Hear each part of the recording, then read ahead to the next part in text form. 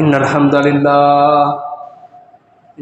لله نحمده ونستعينه ونستغفره ونعوذ بالله من شرور أنفسنا ومن سيئات أعمالنا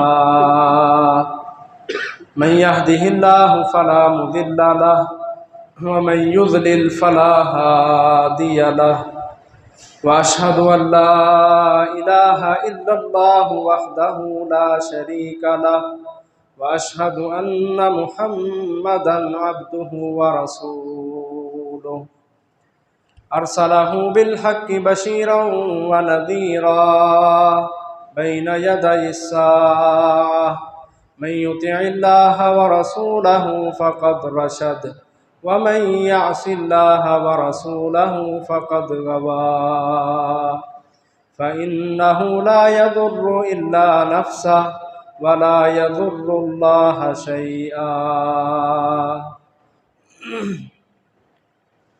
نسأل الله ربنا تبارك وتعالى أن يجعلنا ممن يطيعه ويطيع رسوله ويتبع رضوانه ويجتنب سخطه فإنما نحن به وله.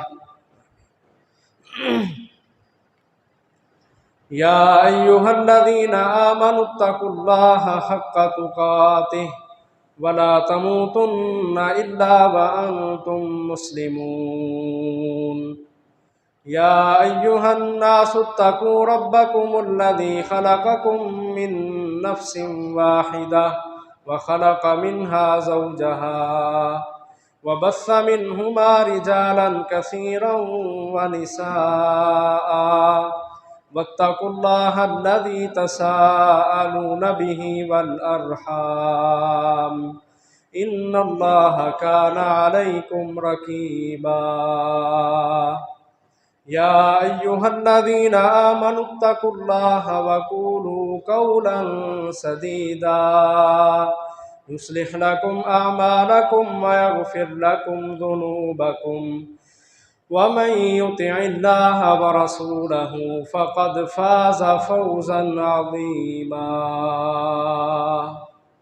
أما بعد فإن خير الحديث كتاب الله وخير الهدي هدي محمد وشر الأمور محدثاتها وكل محدثة بدعة وكل بدعة ضلالة وكل ضلالة في النار. فقال الله تبارك وتعالى في القرآن المجيد والفرقان الحميد: حاميم والكتاب المبين إنا أنزلناه في ليلة مباركة إنا كنا منذرين فيها يفرق كل أمر حكيم أمرا من عندنا إنا كنا مرسلين.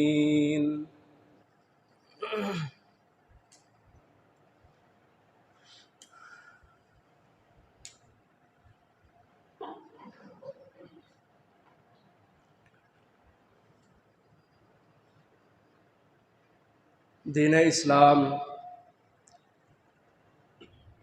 اللہ احکم الحاکمین کا پسندیدہ دین ہے.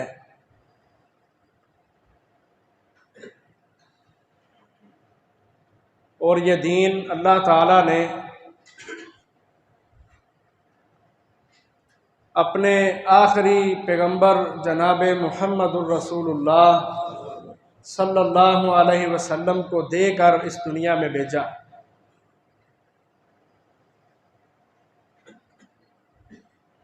اللہ تعالیٰ نے اس دین کو آسمانوں سے اتارا اور فرشتوں کے سردار حضرت جبرائیل علیہ السلام اس کو آسمانوں سے رسول اللہ صلی اللہ علیہ وسلم کے پاس لے کے آتے. اور نبی اکرم صلی اللہ علیہ وسلم نے اللہ احکم الحاکمین کے حکم کی تکمیل کرتے ہوئے مکمل دین جس طرح اللہ تعالیٰ نے اتارا تھا اور جبرائیل امین علیہ السلام لے کے آئے تھے، من وعن وہ دین آگے اپنی امت تک، صحابہ کرام تک پہنچا دیا۔ اور اللہ تعالیٰ نے نبی اکرم صلی اللہ علیہ وسلم نے جب اس ذمہ داری کو پورا کر لیا تو اللہ تعالیٰ نے مہر لگا دی، الیوم اکملت لکم دینکم، کہ لوگوں اب یہ دین مکمل ہو چکا ہے اور تمہارے پاس پہنچ چکا ہے، اب کسی کے لیے بھی گنجائش ہے ہی نہیں کہ وہ اس دین کے اندر اپنی طرف سے کوئی نیا کام ایجاد کر لے۔ اسلام مکمل دین ہے، مکمل ضابطۂ حیات ہے، کسی انسان کے لیے ذرے کے برابر بھی اس کو گنجائش نہیں دی اللہ احکم الحاکمین نے کہ وہ اس دین کے اندر، مکمل دین کے اندر اپنی مرضی سے کوئی ایک لفظ بھی داخل کر لے یا کوئی ایک لفظ بھی کم کر دے، کسی کے لیے گنجائش نہیں ہے، مکمل دین ہے۔ لیکن دنیا میں کچھ لوگ ایسے پیدا ہو گئے جن کی دلیری اتنی ہے کہ وہ اللہ کے حکم کے سامنے بھی کھڑے ہو جاتے ہیں، جنہوں نے اس اصول اور ضابطے کو کہ جس کو الیوم اکملت لکم دینکم کے نام سے موسوم کیا جاتا ہے، اس اصول اور ضابطے کو توڑ کے رکھ دیا ہے اور اپنی مرضیاں، مرضی کا دین، مرضی کے مسئلے اپنے پاس سے بنا بنا کے، رات کو خوابیں دیکھ کے صبح کو ان خوابوں کو دین کے اندر شامل کر کے آج انہوں نے دین اسلام کے اصل چہرے کو بگاڑنے کی بھرپور کوشش کی ہے۔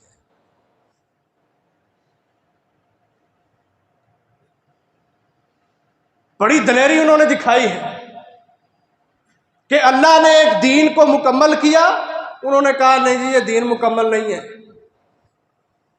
انہوں نے کچھ راتوں کو، کچھ عشروں کو، کچھ مہینوں کو، کسی دن کو، کسی رات کو اپنے پاس سے اس کی فضیلتیں بنا بنا کے دین کے اوپر، دین کے اندر داخل کر دیا اور لوگوں کو باقاعدہ یہ باور کروانا شروع کر دیا کہ یہ دین ہے،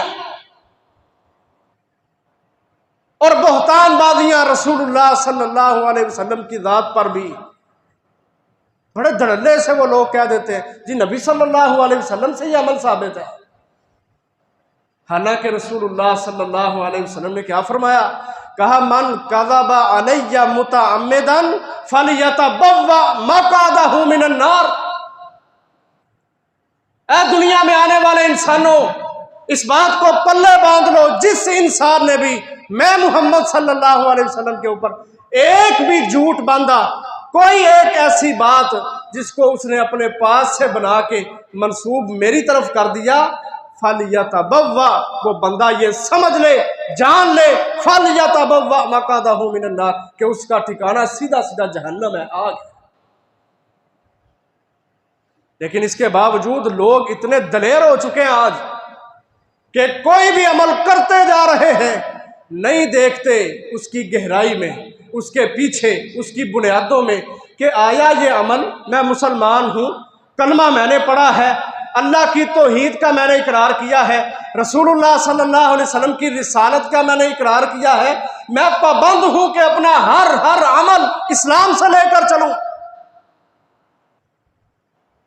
لیکن لوگوں نے اس پہ غور نہیں کیا اور اپنے پاس سے بنائے گئے عمل کرتے ہی جا رہے ہیں، کرتے ہی جا رہے ہیں، ایک لمحے کے لیے بھی سوچنے کو تیار نہیں کہ جو عمل میں کر رہا ہوں کیا یہ عمل اللہ نے اس کا حکم دیا ہے، رسول اللہ صلی اللہ علیہ وسلم سے یہ عمل ثابت ہے۔ وہ دین جو اللہ نے آسمانوں سے اتارا، وہ وحی، کیا اس دین میں، اس وحی سے جو میں عمل کر رہا ہوں یہ مجھے ملتا ہے؟ کیا میرے نبی نے کیا ہے؟ میرے نبی کے جانثاروں نے، صحابہ کرام رضوان اللہ علیہم اجمعین سے یہ عمل ثابت ہے؟ اور ان کے بعد تیسرا زمانہ جو بہترین زمانہ ہے، تابعین کا زمانہ، جو صحابہ کرام رضوان اللہ علیہم اجمعین کے شاگرد ہیں، کیا انہوں نے یہ عمل کیا ہے؟ ان سے یہ ثابت ہے؟ آج کوئی بندہ دینی نقطہ نظر سے اپنے اعمال کے اوپر دین کی روشنی ڈالنا پسند نہیں کرتا، دیکھنا اور جانچنا پسند نہیں کرتا کہ میرا عمل دین سے ثابت ہے ابھی یا نہیں۔ اور لمبی چوڑی فضیلتیں اور اپنے پاس سے بنائے گئے گھڑے گئے مسئلے کرتے ہی جا رہے ہیں، لوگ کرتے ہی جا رہے ہیں۔ دنیا داری میں نا ان کی حالت کیا ہے، کوئی کاروبار شروع کرنا ہو نا، کبھی کسی سے مشورہ، فلاں سے پوچھو، دین کے اندر آ کے سوچتے ہی نہیں کہ جو ہم عمل کر رہے ہیں آیا یہ اللہ کے دین سے ثابت بھی ہے یا نہیں۔ اور محترم بھائیو، اسی کا نام بدعت ہے، اسی کا نام بدعت ہے۔ بدعت کی تعریف کہ ایک کام کا اللہ نے حکم نہیں دیا، نبی صلی اللہ علیہ وسلم سے ثابت نہیں، نہ قولن، نہ عملاً، نہ تقریراً۔ ان تین چیزوں کا نام حدیث ہے، قول، فعل اور تقریر۔ قول کہتے ہیں جو بات نبی صلی اللہ علیہ وسلم نے کہی ہو، فعل کہتے ہیں جو کام نبی صلی اللہ علیہ وسلم نے کیا ہو، اور تقریر کہتے ہیں کہ آپ صلی اللہ علیہ وسلم کے سامنے کسی صحابی نے کوئی کام کیا لیکن رسول اللہ صلی اللہ علیہ وسلم نے اس سے منع نہیں کیا، تو پھر جائز ہے۔ جس چیز کے اندر، جس کام کے اندر یہ تین چیزیں ہوں یا تینوں میں سے ایک ہو، اس کو حدیث کہا جاتا ہے، کہ نبی صلی اللہ علیہ وسلم کا قول ہو، نبی صلی اللہ علیہ وسلم کا فعل عمل ہو، تیسری چیز اللہ کے رسول کے سامنے وہ کام کیا گیا ہو لیکن نبی صلی اللہ علیہ وسلم سے منع نہ کیا ہو، اس کا نام ہے حدیث۔ حدیث اس کا نام ہے۔ اب ایک بندہ کہ اللہ نے بھی حکم نہیں دیا اور رسول اللہ صلی اللہ علیہ وسلم سے بھی نہ قولن، نہ فعلن، نہ تقریراً ثابت ہے، اپنے پاس سے بنا کے اس عمل کو اور اس کے اوپر لمبے چوڑے تمغے سجا دیے کہ یہ کام کرو گے تو یہ ہو جائے گا، یہ کام کرو گے تو اتنی ہزار نیکیاں ملیں گی۔ یہ اپنی طرف سے دین کے اندر نیکیوں کے سرپرائز رکھ کر ایک کام ایجاد کر لینا، اس کا نام ہے بدعت۔ سادہ سی تعریف کہ اللہ کے نبی سے ثابت نہیں، اللہ نے حکم نہیں دیا، بس کر رہے ہیں۔ اللہ اکبر۔ محترم بھائیو، انسان کی ہدایت کے راستے میں ایک بہت بڑی رکاوٹ یہ بدعت ہے، بہت بڑی رکاوٹ یہ بدعت ہے۔ اس لیے رسول اللہ صلی اللہ علیہ وسلم نے اس کی مذمت کی۔ آپ صلی اللہ علیہ وسلم اپنے ہر خطبے میں جب آپ تقریر کرتے یا آپ جمعہ پڑھاتے، آپ اللہ اور اس کے رسول کی حمد تعریف بیان کر کے پھر آگے جو سب سے پہلی بات ہوتی وہ یہ ہوتی، اما بعد فإن خیر الحدیث کتاب اللہ وخیر الہدی ہدی محمد صلی اللہ علیہ وسلم وشر الامور محدثاتها وکل محدثۃ بدعہ وکل بدعۃ ضلالہ وکل ضلالۃ فی النار۔ یہ آپ کے ہر خطبے میں ہوتا تھا۔ اس میں کیا اشارہ ہے کہ میں محمد صلی اللہ علیہ وسلم جو بات کرنے لگا ہوں نا، جو سمجھانے لگا ہوں، یہ اللہ کی طرف سے حکم ہے، اللہ کی طرف سے آرڈر ہے، یہ میری بات نہیں، یہ دین میرا دین نہیں، یہ اللہ کی طرف سے آیا ہے اور میں اللہ کی بات تمہارے سامنے رکھنے لگا ہوں۔ گواہ بناتے اللہ کو کہ سب سے بہترین بات اللہ کی بات ہے، سب سے بہترین طریقہ محمد صلی اللہ علیہ وسلم کا طریقہ ہے، اور اسلام میں، دین میں سب سے بدترین طریقہ اور راستہ محدثات ہیں، یعنی بدعات ہیں، نئے نئے اپنے پاس سے بنائے گئے طریقے۔ اس کو بدعت کہا کہ ہر بدعت گمراہی ہے، وَكُلَّ ضَلَالَةٍ فِي النَّارِ، اور ہر گمراہی کہاں لے جاتی ہے؟ آگ میں، جہنم میں۔ مذمت کی رسول اللہ صلی اللہ علیہ وسلم نے۔ اس کے بعد نبی کریم صلی اللہ علیہ وسلم نے فرمایا، صحیح بخاری کی روایت ہے، حضرت سہل رضی اللہ عنہ بیان کرتے ہیں، کہتے ہیں اللہ کے رسول نے کہا، لوگوں میں اپنے حوض پہ کھڑا ہوں گا کل قیامت کے دن، حوض کوثر پر، جام میرے ہاتھ میں ہوگا، پیالہ میرے ہاتھ میں ہوگا، उस हौज से पानी भर भर के मेरी उम्मत के लोग आ रहे होंगे, मैं उनको पहचान लूंगा, अपनी उम्मत के लोगों को मैं हौज़े कौसर से पानी पिलाऊंगा। इंतजार में हूंगा और देख रहा हूंगा अपनी उम्मत के लोगों को कि मेरे पास आए, मैं इनको पानी पिलाऊं। क़यामत का दिन बड़ा सख्त दिन था, शिद्दत की गर्मी थी। ये प्यासे मेरी उम्मत के लोग मेरे पास आए, मैं इनको जामे कौसर पेश करूं। नबी सल्लल्लाहु अलैहि वसल्लम ने फरमाया, उस हौज का पानी इतना मीठा होगा, इतना ठंडा होगा, जो एक घूंट पी लेगा सारी जिंदगी उसको प्यास नहीं लगेगी। एक घूंट, ऐसा बेहतरीन जाम पानी। लेकिन कुछ बदनसीब ऐसे आएंगे मेरी उम्मत में, मैं उनको पहचानूंगा, मेरी तरफ आ रहे होंगे, अचानक मेरे और उनके दरमियान एक दीवार हायल कर दी जाएगी, एक दीवार, रुकावट आ जाएगी। मैं कहूंगा, अल्लाह ये तो मेरी उम्मत के लोग हैं, मेरे पास आ रहे हैं, मेरे मेहमान हैं, मैं उनका मेजबान हूं, उनको पानी पिलाने के लिए खड़ा हूं। लेकिन ये अचानक क्या हुआ कि उनके और मेरे दरमियान एक रुकावट खड़ी कर दी गई है। अल्लाहु अकबर। तो जो जवाब मिलेगा ना नबी सल्लल्लाहु अलैहि वसल्लम को, उस पर जरा गौर करें। आवाज आएगी, या मुहम्मद सल्लल्लाहु अलैहि वसल्लम, इन्नका ला तदरी मा अहदसु बअदक। ए मोहम्मद सल्लल्लाहु अलैहि वसल्लम, आप नहीं जानते, आप नहीं जानते। ये कौन कह रहा है? अल्लाह। क्या मोहम्मद सल्लल्लाहु अलैहि वसल्लम आप नहीं जानते? हमारे लोग कहते हैं आप सब कुछ जानते हैं, अल्लाह ताला कह रहे हैं कि आप नहीं जानते। लोग कहते हैं मोहम्मद सल्लल्लाहु अलैहि वसल्लम सब कुछ जानते हैं। इस्लाह की जरूरत है। अल्लाह ताला कहेंगे, ए मोहम्मद सल्लल्लाहु अलैहि वसल्लम, इन्नका ला तदरी, बेशक आप नहीं जानते, मा अहदसु बअदक, कि आपके दुनिया से आने के बाद इन्होंने दीन के अंदर, इस्लाम के अंदर जो मुकम्मल दीन था, ज़ाबता हयात था, जो वही था जिसको मैंने उतारा था, जिब्राइल लेके आए थे, आपके पास लेके आए थे, आपने अपनी उम्मत तक मिनवान पहुंचा दिया था। आपके दुनिया से आने के बाद आप नहीं जानते इन्होंने उस दीन में अपनी तरफ से कितने नए नए काम ईजाद कर रखे थे। है कि नहीं बदनसीबी कि अपने नबी के हाथ से एक पानी का घूंट पीना नसीब नहीं हुआ ऐसे लोगों को, जो दुनिया के अंदर अंगूठे चूमने वाले, मोहब्बतों के दावेदार, जाने कुर्बान करने की बातें करने वाले, लेकिन हालत यह है, बदनसीबी यह है कि एक घूंट भी अपने नबी मोहम्मद सल्लल्लाहु अलैहि वसल्लम के हाथों पीना नसीब नहीं हो।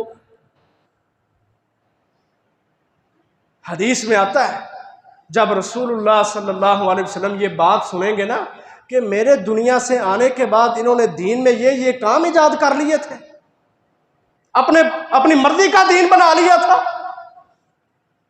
आज भी हालत है ना लोगों की, हक सुनना पसंद नहीं इनको, हक की बात, दीन की बात, खरी बात, सच्चाई से भरी हुई बात,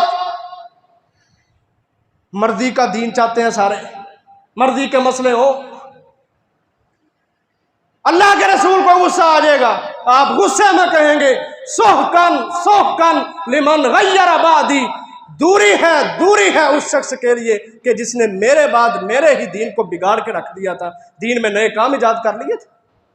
अल्लाह के रसूल खुद कहेंगे, इन बंदों को जो हुआ ठीक हुआ, ये दूर ही अच्छे हैं मुझसे, दूरी है इनके लिए, मैं ऐसे लोगों को देखना भी पसंद नहीं करता जिन्होंने मेरे बाद मेरे दीन के अंदर अपनी मर्जी से नए काम ईजाद किए थे। ये हालत होगी बिदअतियों की। और मोहतरम भाइयों, सबसे बड़ा नुकसान पता क्या है? आज जो हम दीन से हट के काम कर रहे हैं ना, दीन समझ के, यानी दीन से हटके का मतलब कि वो काम दीन से साबित नहीं, लेकिन कर रहे हैं दीन समझ के, اس میں سب سے بڑا نقصان شیطان نے ہمارا کیا ہے۔ تلبیس ابلیس کے اندر روایت ہے، ایک کتاب لکھی گئی ہے، اس کے اندر ابلیس کی ساری کارستانیاں وہ بیان ہوئی ہیں کہ اس کے کیا ہیلے ہوتے ہیں، کیا بہانے ہوتے ہیں، کیسے یہ چالیں چلتا ہے۔ اس میں لکھا ہے ابلیس ایک دن نا سر جھکا کے بیٹھا تھا، پریشان۔ اس کے چیلے چاٹوں نے پوچھا کہ کیا بات ہے آپ سر جھکا کے بیٹھے ہیں، کی گل ہے، کوئی راہ نہیں لبدا پیا کسی نے گمراہ کرن دا؟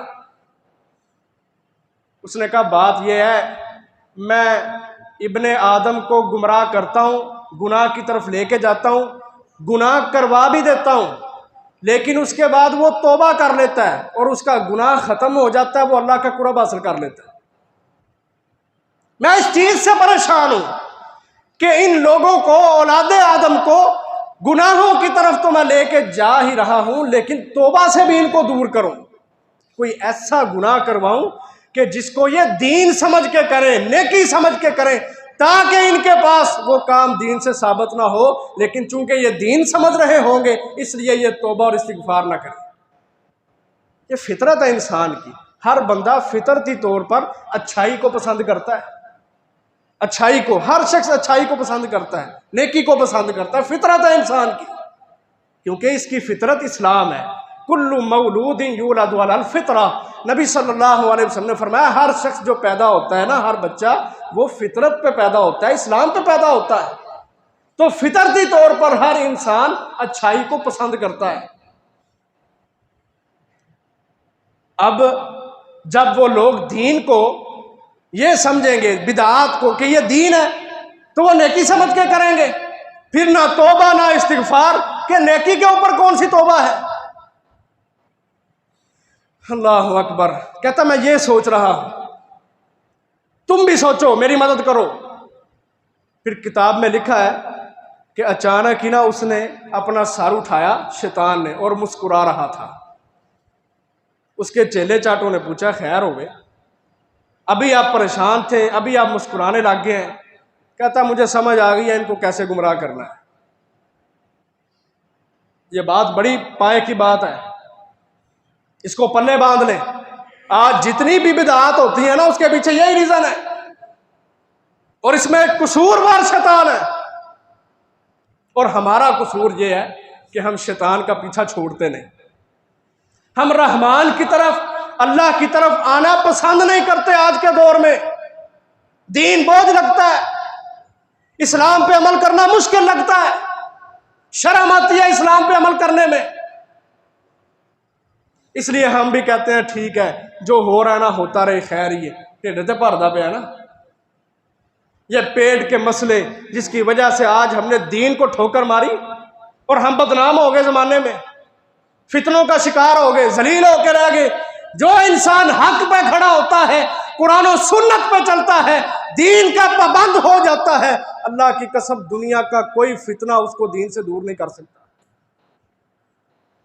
یہ نبی صلی اللہ علیہ وسلم نے کہا تھا کہ جب تک ما تمسکتم بہما کتاب اللہ و سنت رسول، جب تک سنت رسول کو اور اللہ کی کتاب کو بندہ مضبوطی سے تھام کے رکھے گا، کوئی بھی چیز اس کو گمراہ نہیں کر سکتی، وہ فتنوں کا شکار نہیں ہو سکتا۔ ہم فتنوں میں اس لیے گر جاتے ہیں کہ ہم ایمان کے اوپر، دین کے اوپر مضبوط نہیں، کتاب اللہ کے ساتھ اور سنت رسول کے ساتھ ہمارا تمسک مضبوط نہیں ہے۔ ہنسنے لگ گیا، کہتا میں اس لیے ہنس رہا ہوں کہ آج کے بعد میں نے ابن آدم سے کوئی بھی کام کروانا ہے نا، تو وہ یہ سوچ کے نہیں کروانا کہ یہ گناہ ہے، بلکہ اس کے پیچھے سوچ اور نیت یہ دوں گا کہ اگر تم یہ کام کرو گے نا تو اجر ہی اجر ہے۔ بہت ساری نیکیاں ہیں، اس لیے آپ دیکھ لیں آج جتنی بدعات ہوتی ہیں نا، بدعات ہوتی ہیں، ان کے اندر بدعت کرنے والے کا ذہن کیا ہوتا ہے کہ یہ کام کروں گا تو بڑا اجر ملے گا۔ اب جب وہ اس کام کو نیکی سمجھ کے کر رہا ہے کہ یہ کام کروں گا اجر ہی اجر ہے، نیکیاں ہی نیکیاں ہیں، وہ توبہ کیسے کرے گا، اسلام کیسے پڑھے گا، قرآن کی طرف کیسے آئے گا، حدیث کی طرف کیسے آئے گا؟ یہ شیطان نے محترم بھائیوں آج وار کیا ہمارے اوپر، اور اس نے ہمیں وحی سے، دین سے، اللہ کے دین سے، رسول اللہ کے دین سے جو وہ لے کے آئے ہیں، اسلام جو اللہ کا پسندیدہ دین ہے، کہ جب وہ دین اسلام ہے تو پھر کوئی دین نہیں ہے۔ یہ ہے اللہ کی پسندیدگی کہ جب اسلام ہے تو پھر کوئی اور دین نہیں ہے۔ ایسا گمراہ کیا شیطان نے، یہ شیطانی وار ہے آج ہمارے اوپر، جس کی وجہ سے ہم سنت میں اور بدعت میں فرق کرنے سے بالکل غفلت کا شکار ہے، پیچھے رہ چکے ہیں۔ ان بدعتوں میں محترم بھائیوں آج کے دور میں ایک بہت بڑی بدعت یہ شب برات کے حوالے سے ہے۔ کیا ہے جی؟ شعبان کی 15ویں رات ہو، اللہ اکبر، اور شیطان نے کیا حملے کروائے جی؟ اس رات اللہ تبارک و تعالی کثرت کے ساتھ لوگوں کو جہنم سے آزاد کرتا ہے۔ ایک بات یہ ہے، یہ بدعتیوں کی زبانی جو شب رات کو جائز قرار دیتے ہیں، شب برات، کہ اس رات اللہ تعالی مخلوقات میں سے بہت سارے لوگوں کو جہنم سے آزاد کر دیتا ہے۔ دوسرا کہ اس رات کو 100 نفل پڑھو، اور ایسا ہوتا ہے، لوگ پڑھتے ہیں، 100 نفل پڑھا جاتا ہے، اور ہر نفل کی ہر رکعت میں سورۃ الفاتحہ کے بعد 10 مرتبہ سورۃ الاخلاص پڑھو۔ یہ سارے کام بدعات کے جو ہو رہے ہیں آج۔ تیسرے نمبر پر جی اللہ تبارک و تعالی جب یہ نصف شعبان ہوتا ہے نا، اللہ تعالیٰ آسمان دنیا پہ آتے ہیں، اللہ تعالیٰ آسمان دنیا پہ آتے ہیں۔ چوتھی بات کہ انسانوں کے عمل اس رات کو اللہ کے سامنے پیش کیے جاتے ہیں، اور اللہ تبارک و تعالیٰ سارے کے سارے اعمال کو قبول کرتا ہے، سوائے اس بندے کے عمل کو کہ جو مشرک ہے یا جس کے دل کے اندر کینہ ہے۔ مشاہن لمشرکن او مشاہن۔ محترم بھائیو یہ بدعات شب برات کے حوالے سے نا لوگوں کے مختلف عقائد ہیں۔ دیکھو میں اللہ کی طرف سے ذمہ دار ہوں، علماء ذمہ دار ہیں، کل قیامت کو اللہ نے پوچھنا ہے۔ ہم کہتے ہیں سب سے پہلا سوال نماز کا ہے، اور یہ بھی سن لو کہ سب سے پہلے فیصلہ 3 بندوں کے درمیان کیا جائے گا، ایک مجاہد، ایک سخی اور ایک عالم۔ عالم سب سے پہلے پھنسیں گے، اور نبی صلی اللہ علیہ وسلم نے فرمایا کہ میں نے جہنم کے اندر ایک بندے کو دیکھا جس کا پیٹ پھاڑ دیا گیا ہے اور اس کی انتڑیاں باہر گری ہوئی ہیں، اور وہ جہنم کے اندر دوڑے لگا رہا ہے، کیسے کہ اپنی انتڑیوں کو اس طرح پکڑ کے نا جہنم کے اندر بھاگ رہا ہے۔ کیسی خوفناک سزا ہے۔ کہتے ہیں میں نے پوچھا جبرائیل سے یہ کون بندہ ہے کہ جس کو یہ سزا دی جا رہی ہے، تو بتایا جائے گا کہ یہ عالم ہے کہ جو لوگوں کو نیکی کا حکم دیتا تھا، خود نیکی پہ عمل نہیں کرتا تھا، خود نیکی پہ عمل نہیں کرتا تھا۔ اور ایک حدیث میں رسول اللہ صلی اللہ علیہ وسلم نے فرمایا کہ وہ عالم جو لوگوں کو نیکی کا حکم دے لیکن خود عمل نہ کرے، اس کے ہونٹوں کو اور اس کی زبان کو جہنم کی آگ میں آگ کی کینچیوں کے ساتھ کاٹا جائے۔ یہ بڑی بڑی خوفناک تنبیہات کی رسول اللہ صلی اللہ علیہ وسلم نے۔ اس لیے میں اللہ کی طرف سے ذمہ دار ہوں کہ میں حق بات آپ کے سامنے رکھوں، کوئی غصہ نہ کرے۔ یہ شب برات کے حوالے سے لوگوں کے عقیدے ہیں کہ اس رات میں بخشش ہو جاتی ہے، اس رات میں 100 نفل پڑھنے چاہیے، اگلے دن کا روزہ رکھنا چاہیے، پھر جی اللہ تعالیٰ آسمان دنیا پہ آتے ہیں، پھر سب کو معاف کر دیا جاتا ہے، صرف مشرک اور کینہ پرور بندے کو معاف نہیں کیا جاتا۔ یہ ساری باتیں محترم بھائیوں ممبر رسول صلی اللہ علیہ وسلم پہ کھڑا ہوں، ذمہ داری سے کہتا ہوں شب برات کے حوالے سے جتنی بھی حدیثیں ہیں وہ ساری کی ساری ضعیف ہے۔ کوئی ایک حدیث بھی شب برات کے حوالے سے، اس کی عبادت کے حوالے سے درست نہیں ہے، ثابت نہیں ہے، ایک حدیث بھی۔ ہاں گڑبڑ پتہ کہاں ہوئی ہے؟ یہاں بھی شیطان نے آگے حملہ کیا ہے، ذرا بات کو سمجھنا۔ حدیث میں آتا ہے اللہ احکم الحاکمین، ذرا تفصیل سے بات کروں گا۔ اللہ احکم الحاکمین نے سب سے پہلے نا قلم کو پیدا کیا، قلم کو، اور اللہ تعالیٰ نے قلم سے کہا لکھ دے۔ قلم نے کہا اللہ کیا لکھوں؟ کہا اکتب ما ہوا بکائن، قیامت تک جو کچھ ہونا ہے وہ سب کچھ لکھ دے۔ اب قلم نے سب کچھ لکھ دیا۔ اب جب دنیا بنائی گئی اس وقت سے لے کر قیامت تک جو کچھ ہونا ہے سب کچھ لکھ دیا گیا ہے، اور اسی کا نام اللہ کا علم ہے، اور اس کو اللہ نے ایک کتاب کے اندر لکھ کے رکھ دیا ہے جس کو لوح محفوظ کہا جاتا ہے۔ 30ویں پارے میں سورۃ بروج ہے نا، اس کی سب سے آخر والی آیت ہے بل ہوا قرآن مجید فی لوح محفوظ۔ اب یہ جو اللہ کا الحاکم نے سب کچھ لکھوا دیا نا، اللہ اکبر، اس کا ایک مقصد ہے، اس کا ایک مقصد ہے کہ اللہ نے کیوں لکھوایا تھا۔ یہاں سوال پیدا ہوتا ہے کہ اللہ تعالیٰ تو سب کچھ جانتا ہے، پھر اللہ کو لکھوانے کی کیا ضرورت ہے؟ اس کا جواب یہ ہے، بڑے لوگوں نے دنیا میں اعتراض کیے کہ اللہ تعالیٰ تو سب کچھ جانتا ہے، اللہ تعالیٰ کو لکھوانے کی کیا ضرورت تھی؟ اس کی وجہ یہ ہے محترم بھائیو، ذرا سمجھنا، اللہ تعالیٰ واقعتاً سب کچھ جانتے ہیں۔ اللہ کو یہ بھی پتہ ہے جہنمی کون سا ہے، اللہ کو یہ بھی پتہ ہے جنتی کون سا ہے، لیکن لکھوانے کی ضرورت کیوں پیش آئی کہ اگر اللہ تعالیٰ کسی کو جہنم میں پھینک دیتے تو جہنمی اعتراض کر سکتا تھا کہ مجھے کس عمل کی بدولت جہنم میں پھینکا گیا، میں نے کیا کیا ہے، کیوں مجھے جہنم کے اندر پھینکا گیا ہے؟ ایک وضاحت ہے کیوں مجھے پھینکا گیا جہنم کے اندر۔ تو اللہ احکم الحاکمین نے اس لیے یہ سارا اپنا علم درج کروا دیا۔ پھر اس سے آگے چلیں، نبی صلی اللہ علیہ وسلم نے بھی اور قرآن مجید میں اللہ تعالیٰ نے فرمایا کہ کل قیامت کے دن مجرم بھی آئیں گے، سارے لوگ اکٹھے ہوں گے۔ اب مجرموں کے سامنے نا وہ جو اللہ نے سب کچھ لکھوا دیا ہے نا وہ ان کے سامنے رکھا جائے گا، لو پڑھو اس کو۔ کیوں پڑھایا جائے گا کہ کوئی اعتراض نہ کرے، حالانکہ اللہ تعالیٰ سب کچھ جانتے تھے، کس نے کیسے عمل کرنے ہیں، کس نے کیسے عمل کرنے ہیں، لیکن اس کے باوجود اللہ نے اعتراض سے بچنے کے لیے، کیونکہ اللہ کی ذات سب سے بڑی عدل اور انصاف قائم کرنے والی ہے۔ ان اللہ یأمر بالعدل والاحسان، اللہ تعالیٰ حکم دیتے ہیں عدل کرنے کا، انصاف کرنے کا۔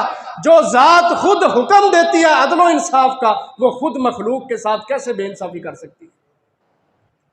اور باقاعدہ اللہ نے قرآن مجید میں بارہا مقام پہ حکم دیا، اے عدلو، لوگو عدل کرو، اے عدلو عدل کرو۔ کہیں فرمایا وَأَقْسِطُوا، انصاف کے ساتھ کام لو، ان اللہ یحب المقسطین، اللہ انصاف کرنے والوں کو پسند کرتا ہے۔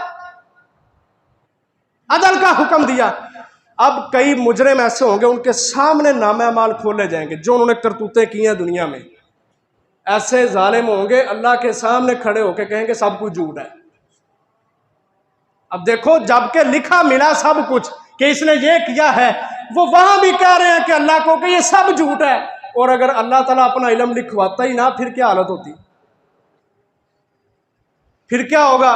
قرآن نے بیان کیا ہے، سورۃ الکہف ہے، 15واں پارہ ہے، وَوُضِعَ الْكِتَابُ فَتَرَى الْمُجْرِمِينَ مُشْفِقِينَ مِمَّا فِيهِ وَيَقُولُونَ يَا وَيْلَتَنَا مَا لِهَذَا الْكِتَابِ لَا يُغَادِرُ صَغِيرَةً وَلَا كَبِيرَةً إِلَّا أَحْصَاهَا، کہ یہ کیسی کتاب ہے کہ جس نے نہ میرا کوئی چھوٹا عمل چھوڑا ہے نہ کوئی بڑا عمل چھوڑا ہے، مگر سب کچھ اس کتاب کے اندر درج کر دیا گیا ہے۔ وَوَجَدُوا مَا عَمِلُوا حَاضِرًا، اللہ کہتے ہیں مجرموں نے جو عمل کیے ہوں گے نا سب کو موجود پائے گا، اپنے سامنے پائے گا۔ وَلَا يَظْلِمُ رَبُّكَ أَحَدًا، تمہارا رب کسی پہ ظلم نہیں کرتا۔ اب وہ بیچارے مجرم وہاں بھی کہیں گے کہ ہم اس کتاب کو نہیں مانتے۔ اللہ تعالیٰ کہیں گے پھر تسی کیویں مانتے ہو؟ کہیں گے ہمارے جسم میں سے ہمارا ہی کوئی عضو گواہی دے، پھر ہم مانیں گے کہ واقعتاً ہم نے ایسا کیا ہے۔ اللہ نے قرآن مجید میں اس کا بھی نقشہ کھینچ دیا، سورۃ یاسین میں فرمایا الَّیَوْمَ نَخْتِمُ عَلَىٰ أَفْوَاهِهِمْ وَتُكَلِّمُنَا أَیْدِیهِمْ وَتَشْهَدُ أَرْجُلُهُمْ بِمَا كَانُوا یَکْسِبُونَ، کہ ہم پھر مجرموں کے چہروں کو، ان کی زبانوں کو بند کریں گے، نختم، مہر لگا دیں گے، عَلَىٰ أَفْوَاهِهِمْ، ان کے منہوں پر، چہروں پر، وَتُكَلِّمُنَا أَیْدِیهِمْ، یہ ہاتھ بولیں گے، تَشْهَدُ أَرْجُلُهُمْ، پاؤں بولیں گے، ٹانگیں بولیں گی، بِمَا كَانُوا یَکْسِبُونَ، جو کرتوتے کرتے رہے۔ اور سورۃ حامیم السجدہ میں 24ویں پارے میں اللہ تعالیٰ نے اور وضاحت کی، کہا وَقَالُوا لِجُلُودِهِمْ، ان مجرموں کے چمڑے بولیں گے، یہ جلد بولے گی، گواہی دے گی اللہ کے سامنے کہ یہ مجرم ہے، یہ ساری کی ساری برائی والے کام کرتا رہا۔ اب جب سارے بولنے لگ جائیں گے نا، اعضاء بھی چمڑے بھی سارے اس کے حق میں اس کے خلاف گواہیاں دیں گے. ہاتھ بتائے گا کہ یہ اپنے ہاتھ کے ساتھ غلط کام کرتا تھا، تاجر پکڑے جائیں گے. حرام کام کرنے والے، ہاتھوں کے ساتھ ڈیلنگ کرنے والے اور حرام کے چیک لینے والے، یہ سارے ہاتھ بولیں گے، پاؤں گواہیاں دیں گے. یہ حرام کی طرف، بدکاریوں کی طرف، سینماؤں کی طرف اور بڑے بڑے جہاں پر رقص و سرور کی محفلیں ہوتی ہیں وہاں پہ یہ قدم چل کے جایا کرتے تھے. یہ چمڑے گواہیاں دیں گے. جس چمڑے کے اوپر اس طرح لگوایا جاتا ہے نا، کینچیاں چلائیاں جاتی ہیں اور داڑھیوں کو، سنت رسول کو نالیوں میں بہایا جاتا ہے، لجلودہم، یہ چمڑے بھی گواہیاں دیں گے. اب یہ مجرم بے بس ہو جائے گا کہ اب کیا کروں. پھر اللہ تعالیٰ نا اس کی مہر ختم کریں گے زبان سے، تو جھٹ سے بولے گا، اپنے اعضاء کو، اپنے چمڑوں کو کہے گا، لما شہدتم علینا، میرے خلاف کیوں گواہیاں دے رہے ہو؟ تمہارے لیے تو سب کچھ کرتا تھا، ہاتھ کو سکون نہیں آتا تھا. لوگ کہتے ہیں نا ہاتھاں نوں خارش ہون لگ پیندی، کوئی ہاتھ چھیڑیے نہ کہ ہاتھاں نوں کچھ ہون لگ پے. کہے گا تمہارے سکون کے لیے میں کرتا تھا، حرام لیتا تھا، حرام کی طرف چل کے جاتا تھا، اپنے چمڑے سے سنتوں کو گٹر اور نالیوں میں بہاتا تھا. یہ سارے اعضاء، جسم، چمڑا، سارے گواہی دیں گے. کہے گا لما شہدتم علینا، اور میرے خلاف کیوں گواہیاں دیتے ہو؟ تمہاری تسکین کے لیے تو میں کرتا تھا. چمڑے بول کے کہیں گے، اعضاء بول کے کہیں گے، انطقنا اللہ الذی انطق کل شیء، اور جس نے ہر چیز کو بلایا ہے اس نے ہی ہمیں بلایا. یہ بولنے کی قوت اس نے دی ہے. اب انسان کے اس اعتراضات کی وجہ سے نا اللہ نے اپنا علم لکھوایا ہے اور اس کو لوح محفوظ میں لکھا ہے. اب یہ جو علم ہے نا اللہ تعالیٰ کا، یہ لیلۃ القدر جو رمضان میں ہوتی ہے، لیلۃ القدر کب آتی ہے؟ رمضان کے آخری عشرے کی طاق راتوں میں. ماہ رمضان آخری عشرہ اور طاق رات 21، 23، 25، 27 یا 29، ان میں سے کوئی بھی ہو سکتی ہے. نبی صلی اللہ علیہ وسلم نے کہا تحروا لیلۃ القدر، کہ لیلۃ القدر کو رمضان کی طاق راتوں میں تلاش کیا کرو. اب یہ جو جتنی فضیلتیں سنائی گئی ہیں نا شب برات کے حوالے سے، وہ ساری کی ساری فضیلتیں لیلۃ القدر کے حوالے سے ہیں.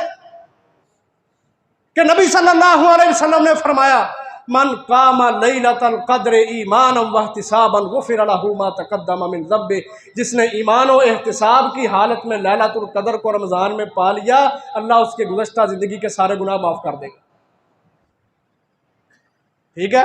دوسرا، نبی صلی اللہ علیہ وسلم نے فرمایا جو اللہ نے اپنا علم لکھوایا نا، اللہ تعالیٰ لیلۃ القدر کو، یعنی قدر کی رات کو، طاق رات جسے ہم کہتے ہیں عام عرف میں، اس رات کو اللہ تعالیٰ 1 سال کا جتنا بھی انسانوں نے دنیا کے اندر جو بھی رونما ہونا ہے، موت ہے، کسی کی زندگی ہے، کسی کو موت آنی ہے، کسی کو رزق ملنا ہے، یعنی جتنے بھی کام ہونے ہیں، اللہ تعالیٰ وہ سارا علم فرشتوں کو دے کے دنیا میں بھیجتے ہیں، جو کرامن کاتبین جن کو کہا جاتا ہے، وہ انسان کے کندھوں پہ بیٹھتے ہیں اور آ کے اس رجسٹر کے مطابق سب کچھ درج کرتے ہیں انسان کا. قرآن نے بیان کیا ہے، سورۃ دخان پہلی 6 آیات، فرمایا حامیم والکتاب المبین انا انزلناہ فی لیلۃ مبارکۃ انا کنا منذرین، کہ ہم نے اس قرآن کو بڑی بابرکت رات میں اتارا. اب ہمارے بدعتی لوگ بابرکت رات سے نصف شعبان کی رات مراد لیتے ہیں، شب برات. اور اللہ تعالیٰ نے اسی آیت کی وضاحت کی کہ ہم نے اس قرآن کو بابرکت رات میں اتارا. اب بابرکت رات کون سی ہے؟ 30ویں پارے میں سورۃ القدر، فرمایا انا انزلناہ فی لیلۃ القدر، کہ ہم نے اس قرآن کو برکت والی رات، یعنی جس کو لیلۃ القدر کہا جاتا ہے، اس میں اتارا. اور آگے فرمایا لیلۃ القدر خیر من الف شہر، لیلۃ القدر کو جس نے پا لیا وہ 1000 مہینے کی عبادتیں کرنے سے بہتر ہے، برابر نہیں بہتر ہے. پھر فرمایا تنزل الملائکۃ والروح فیہا باذن ربہم من کل امر، فرمایا اس رات یعنی لیلۃ القدر کو فرشتے آسمانوں سے اترتے ہیں، اور فرشتوں کا سردار جبرائیل امین وہ بھی آسمانوں سے اترتے ہیں باذن ربہم، اللہ کے حکم کے ساتھ، من کل امر، ہر معاملے کو لے کے جو لوح محفوظ سے ہم علم کی شکل میں ان کو دیتے ہیں، سال بھر کا سارا نظام. اب یہ ساری آیات اللہ تعالیٰ نے اتاری لیلۃ القدر کے حوالے سے. لیکن شیطان نے نا یہاں آ کے ہمیں داؤ لگایا. بات کی سمجھ آئی ہے کہ یہ جو فضیلتیں سناتے ہیں شب برات کی، حقیقت میں وہ لیلۃ القدر کی ہیں. اب اللہ نے کہا ہم نے قرآن کو اتارا ببرکت رات میں، ہم تھوڑی دیر کے لیے مان لیتے ہیں کہ اس سے مراد شب برات ہے، لیکن دوسرے مقام پہ اللہ کہتے ہیں ہم نے اس قرآن کو اتارا لیلۃ القدر میں. تو اللہ تعالیٰ کی بات کے اندر تو گڑبڑ ہو گیا کہ اللہ کہتے ہیں ہم نے شب برات کو بھی قرآن اتارا، پھر اللہ کہتے ہیں ہم نے رمضان میں لیلۃ القدر آتی ہے اس وقت بھی قرآن اتارا. تو حقیقت بات یہ ہے کہ اللہ احکم الحاکمین نے قرآن مجید کو اتارا ہے رمضان میں، ہر بندہ جانتا ہے. قرآن میں اللہ نے آیت بیان کی ہے، سورۃ بقرہ 2 پارہ، فرمایا شہر رمضان الذی انزل فیہ القرآن، کہ رمضان کا مہینہ وہ بابرکت مہینہ کہ جس میں اللہ تعالیٰ نے قرآن کو اتارا ہے. شعبان کے حوالے سے کہیں نہیں آتا کہ اس مہینے میں اللہ نے قرآن کو اتارا ہے. تو شیطان نے ورگلایا، اس نے کہا یہ کدھر پجے جان دے، یہ شعبان کی جو رات ہے نا، یہ اثر رات جس کو اس سے بڑی بات دیکھیں، شب برات کا لفظ اسلام کے اندر نہ قرآن میں ہے نہ حدیث میں ہے. شب لفظ فارسی کا ہے، برات لفظ بھی فارسی کا ہے. اب دین سارا عربی میں ہے، اور شب برات آج کا مولوی دین سے جو عربی میں ہے اس سے ثابت کر رہا ہے جو سراسر فارسی کا لفظ ہے. اب شیطان کو یہ پر برداشت نہیں ہے، شیطان نے گمراہ کیا انسانوں کو. مثال کے طور پر بیت اللہ اللہ کا گھر ہے، مسجد حرام دین اسلام کا ایک بہت بڑا مرکز ہے. شیطان نے ایسا ورگلایا، لوگ کہتے ہیں بیت اللہ کی لین جانا ہے، اتنے قبر بناؤ تو اللہ تعالیٰ طواف کرو، یہاں مزار بناؤ وہاں ارد گرد طواف کرو. یہ شیطان کی گمراہی آپ کے سامنے رکھ رہا ہوں کہ اصل جو جگہ ہے بیت اللہ، جہاں ایک نماز کا 1,00,000 نماز کے برابر اجر ہے. ایسا ورگلایا شیطان نے کہ آج بیت اللہ کا طواف لوگ جو ان سے نا بدعت قسم کے بدعات ایجاد کرنے والے کہتے ہیں اس میں اجر نہیں، یہاں مزار بناؤ ان کے طواف کرو. سجدہ اللہ کو کرنا چاہیے. نبی صلی اللہ علیہ وسلم نے فرمایا کہ سارے کے سارے سجدے وہ تعظیمی ہوں یا متعبدی ہوں، عبادت والے ہوں، سارے کے سارے سجدے ہر شخص کو ہر چیز کو حرام ہے، جائز ہے تو صرف اللہ رب العالمین کو. اور کہا اگر اللہ کے علاوہ کسی اور کو سجدہ کرنا جائز ہوتا تو میں بیویوں کو حکم دیتا کس کو سجدہ کریں، اپنے خاوندوں، لیکن جائز ہی نہیں. صحابی رسول یمن سے آتے ہیں، اللہ کے رسول کے سامنے آ کے سجدہ کرتے ہیں. ہمارے مولوی ڈنڈی مارتے ہیں، تعظیمی سجدہ. ابن ماجہ کی روایت ہے صحیح سجدہ کیا صحابی نے حضرت معاذ، جو نماز میں سجدہ ہوتا ہے ویسا سجدہ کیا. اللہ کے رسول کو غصہ آ گیا. اس وقت آپ نے یہ الفاظ کہے کہ اے میرے صحابی، اللہ کے علاوہ کسی اور کو سجدہ کرنا جائز نہیں ہے. ایسا محترم بھائیو آج شیطان نے ورگلایا، اصل دین سے، اصل ماخذ سے، اصل بنیاد سے ہٹا کے بدعات کی طرف اور شعبان کی لمبی لمبی فضیلتیں سنا کے ایک سچے اچھے بڑے مسلمان کو گمراہ کیا. اور آج مسلمان رمضان جس میں لیلۃ القدر ہے، رمضان کو عبادتیں کرتے ہی نہیں. رمضان کی راتیں کیا ہیں؟ یہ نوجوان بیڈمنٹن کلب کھول لیتے ہیں، نیٹ لگوا لیتے ہیں، 50 60 ہزار کے نیٹ لگوا کے اندر کرکٹ کی گیمیں کرتے ہیں ساری رات، لمبے لمبے میچ کھیلنے جاتے ہیں ساری رات، اور صبح کو لمبی تان کے سوئے ہوتے ہیں. سارا سال کچھ نہیں کرنا، رمضان ویسے ہی گزار دینا ہے، نہ نماز، نہ روزہ، نہ حج، نہ زکوٰۃ، نہ جہاد، نہ انفاق، نہ والدین کی خدمت، نہ چھوٹے سے پیار، نہ بڑے کا احترام، کوئی دینی ایمانی غیرت ہے ہی نہیں. اور جب سال بعد 15 شعبان ہے تو ساری رات جاگے اور 100 نفل پڑھے، تو سراسر بدعت ہے. اور پھر دیکھ لو کوئی عبادت ایسی نہیں جس میں فضول خرچی ہو، اسلام میں کوئی عبادت ایسی نہیں. لیکن آپ عبادت کی رات اس کو مانتے ہیں نا، عبادت کی رات میں کام کون سے ہو رہے ہیں؟ چھرلیاں، پٹاخے، لوگوں کو بے عزت کرنا، لوگوں کو ڈرانا، چھوٹے چھوٹے بچوں کو پریشان کرنا، ساری رات جینا حرام کر دیتے ہیں. یہ عبادت ہو رہی ہے. لائٹیں لگاؤ، اور یہ فضول خرچیاں ہیں. اللہ نے قرآن میں کہا لا تبذر تبذیرا ان المبذرین کانوا اخوان الشیاطین. کہا جو فضول خرچیاں کرتے ہیں، فضول پیسے اجاڑتے ہیں، وہ رحمان کے بندے نہیں، وہ شیطان کے بھائی ہیں. اخوان الشیاطین، یہ اللہ کے لفظ ہیں. مجھے آنکھوں مولوی ڈاڈا بولدا پہ، یہ اللہ کے لفظ ہے، اخوان الشیاطین. ला तुसरिफू, फजूल खर्ची ना करो, इन अल्लाह ला युहिब्बुल मुसरिफीन, अल्लाह ताला फजूल खर्ची करने वालों को पसंद नहीं करता। लेकिन आज कैसी इबादतें हैं कि आज हम इबादतों पे शुरलियाँ चला रहे हैं, पटाखे आग के साथ खेल रहे हैं, जबकि हदीस में अल्लाह के रसूल फरमाते हैं आग तो तुम्हारी दुश्मन है। नबी सल्लल्लाहु अलैहि वसल्लम ने मना किया, कर रातों को सोते हो तो अपने घरों में आग ना जलाया करो, ला ततरुकुन नारा फी बुयूतिकुम हीना तनामून, सही बुखारी की रिवायत है। अपने घरों में जब सोते हो आग बंद करके उसको बुझा के सोया करो, ये तुम्हारी दुश्मन है। और आग जलाना मजूसियों की मुशाबतें, इबादतें करना ये मजूसी हैं। जब नमाज फ़र्ज हुई ना तो आखिरी बात, नमाज के लिए अज़ान अब ज़रूरी थी और अभी अज़ान का हुक्म नहीं आया। नबी सल्लल्लाहु अलैहि वसल्लम ने सहाबा से मशवरा किया कि कौन सा काम इख्तियार किया जाए जिससे लोगों को पता चल जाए कि अब नमाज का वक़्त हो गया, मस्जिद में जाना। किसी ने कोई मशवरा दिया, किसी ने कोई मशवरा कि आप ये करें लोगों को पता चल जाएगा, आप वो करें लोगों को पता चल जाएगा। एक ने मशवरा दिया किसी पहाड़ के ऊपर ना आग जला दिया करेंगे, किसी पहाड़ के ऊपर आग जला देंगे। वो मदीना का ऊंचा पहाड़ था, कल लोग सारे जब देखेंगे ना आग जल रही है तो पता चल जाएगा नमाज का वक़्त हो गया, हमने मस्जिद में जाना है। ये तजवीज़ पेश की नमाज के लिए, बुलाने के लिए। रसूलुल्लाह सल्लल्लाहु अलैहि वसल्लम ने इस तजवीज़ को पसंद नहीं किया। आपने क्या कहा? कहा ये तो मजूसियों की मुशाबत है, और यह तो मजूसियों की मुशाबत है कि जो अपनी इबादतों को आग जला के अपनी इबादत करते हैं और अपने आप को तस्कीन पहुंचाते हैं। और मैं मोहम्मद अपना दीन लेके आया हूँ, इस्लाम लेके आया हूँ, इसके अपने तरीके हैं, अपने उसूल हैं, अपने कवानीन हैं। याद रखो, मन तशब्बह बिकौमिन फहुव मिनहुम, जिसने किसी और कौम की मुशाबत की इस्लाम को छोड़ के वो उन्हीं में से होगा, उसका इस्लाम से ताल्लुक नहीं होगा। लेकिन अफसोस है आज ये कैसी इबादतें हैं कि हम कहें अल्लाह ताला मखलूकात को आज़ाद करता है। अल्लाह ताला आसमान दुनिया पे आता है शबान की 15 तारीख को, तो अल्लाह ताला तो हर रात आसमान दुनिया पे आता है।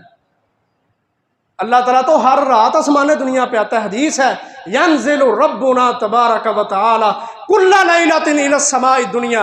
नबी सल्लल्लाहु अलैहि वसल्लम फरमाया, हमारा रब जो बड़ा बाबरकत है और बड़ी बुलंदी वाला है, वो हर रात आसमान दुनिया पे आता है, आकर लोगों को आवाज़ देता है, मैं यदऊनी फादू लहू, मैं यस्तगफिरुनी फास्तगफिरु लहू। कौन है मुझसे दुआ करे मैं उसकी दुआ को कबूल करूँ, कौन है मुझसे इस्तिगफार करे मैं उसकी इस्तिगफार को कबूल करके उसको माफ़ करूँ। अल्लाह तो हर रात आते हैं।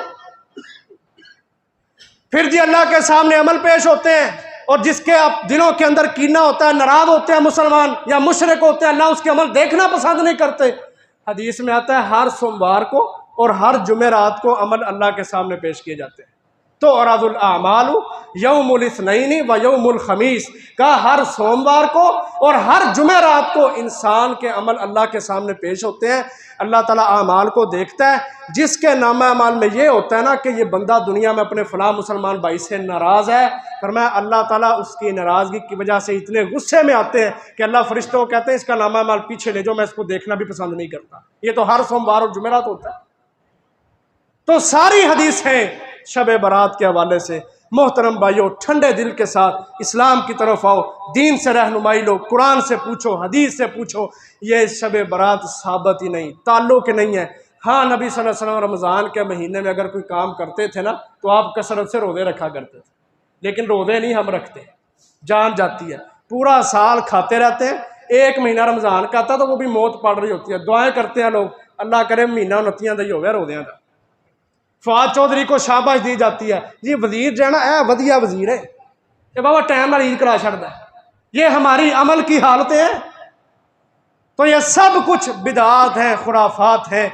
ये सारी फजीलतें लैलतुल कदर की हैं जो रमज़ान के महीने में होती है। और इंशाअल्लाह अल्लाह के फजलो करम से बड़ी खुशी की बात है कि रमज़ान का महीना आ रहा है, हम इंशाअल्लाह इबादतें भी करेंगे, आखिरी अशरे में लैलतुल कदर को भी पाएंगे, और ये सारी फजीलतें इंशाअल्लाह उस वक़्त हासिल करेंगे। उससे पहले ये सारा कुछ बिदअत है, इसका इस्लाम के साथ कोई ताल्लुक़ नहीं, और इस्लाम मुकम्मल दीन है। मोहतरम भाइयों, आओ अपनी इस्लाह करें और इल्म को पढ़ें, लोगों की बातें, उलमा के फतवे, इन चीज़ों की तरफ ना जाएं। अल्लाह ने हर चीज़, हर इंसान को शऊर दिया है, अकल दिया है, शऊर दिया है।